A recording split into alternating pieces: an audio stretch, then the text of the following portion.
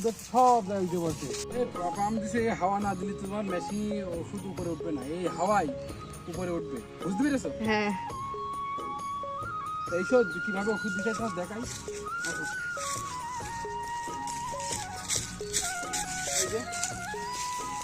ঠিক আছে ভাই, এই ওষুধ কি খুব উপরে ওঠে? এই দেখো উপরে উঠছে না, দেখো দেখেছো হ্যাঁ কোন জায়গায়।